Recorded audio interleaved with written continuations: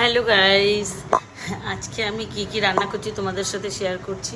সেটা হলো আজকে আমি রান্না করে নেব বাঁধাকপি, পাবদা মাছ আর হলো তোমার পালং শাক সিদ্ধ। তো অলরেডি আমি এদিকে বসিয়ে দিয়েছি রান্না, আর এদিকে সিদ্ধটাও বসিয়ে দিয়েছি প্রেশার কুকারে। পালং শাক সিদ্ধ, পালং শাক আর আলুটা সিদ্ধ বসিয়ে দিয়েছি, একসঙ্গে করে নেব। করতে করতে এর মধ্যে টিফিনটা খেয়ে নিলাম একটু সুযোগ পেয়ে। আর তারপরে দেখলাম যে ছেলে চলে এলো, ছেলে দোকানে গিয়েছিলো, দোকান থেকে ঘরে আসলো। তো আমি বললাম কিরে জিমে যাবি না? বললো না, একদম ফাঁকিবাজ, জিমে যায় না, একটাও কথা শোনে না আমার। ও আবার হাত ধুয়ে বেরোচ্ছিলো, আমি ভাবলাম বেরোচ্ছে, বললো না আমি বেরোচ্ছি না মা। ও ঘরেই থাকছে। আর এদিকে আমি দেখতে পাচ্ছ কত বড় বড় পাবদা মাছগুলো সুন্দর করে নুন হলুদ মাখিয়ে ভেজে নেবো হালকা করে। বেশি কড়া ভাজলে ভালো লাগে না আমার। দেখেছো তেল গরম হয়ে গেছে, এবার হালকা করে পাবদা মাছটা দেবো। যদি ছ্যাঁকা লাগে, ভয় লাগে ভীষণ।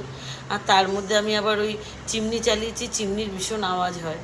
তো দেখো মাছগুলো অনেক বড় বড় ছিল। আর এদিকে আমি একটু কালো সর্ষে, সাদা সর্ষে আর দুটো শুকনো লঙ্কা নিয়ে একটু বেটে নিচ্ছি। কাঁচা লঙ্কা আমি সবসময় দিই রান্নাতে। আর 2 কোয়া রসুন দিলে পাবদা মাছের ঝালের টেস্টটাই আলাদা হয়ে যায় সর্ষে বাটার মধ্যে। শুধু 2 কোয়া রসুন, বেশি না।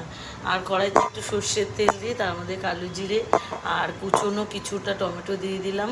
এবার দিয়ে দেবো বেটে রাখা মশলাটা, দিয়ে খুব ভালো করে কষাবো।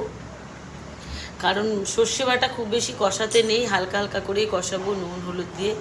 এমনি এত সুন্দর কালার চলে এসছে হলুদ দেওয়ার আগে ভাবো।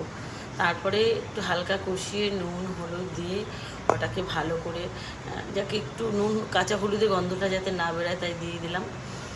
এবার হয়ে গেছে। আমার মশলার কালারটা দেখো, শুধু এত দারুণ হয়েছে না, দেখো এত সুন্দর তেল ছেড়েছে গ্রেভিটা দিয়ে। এবার আমি এর মধ্যে জল দিয়ে দেবো কষাতে, আর কষাবো না, বেশি কষালে টেস্ট নষ্ট হয়ে যাবে সর্ষে বাটার।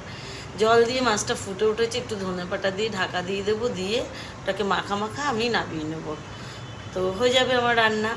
আর এদিকে রান্না করতে করতে ঘরের অনেকগুলো কাজ ছিল, সেগুলো আমি একটু সেরে নিলাম। আর এদিকে ওই যে বললাম পালং শাক, আলু সিদ্ধ, পেঁয়াজ কুচি, লঙ্কা ভাজা দিয়ে ভালো করে মেখে নিলাম। দেখো ঘেমিয়ে স্নান হয়ে গেছি পুরো আমি।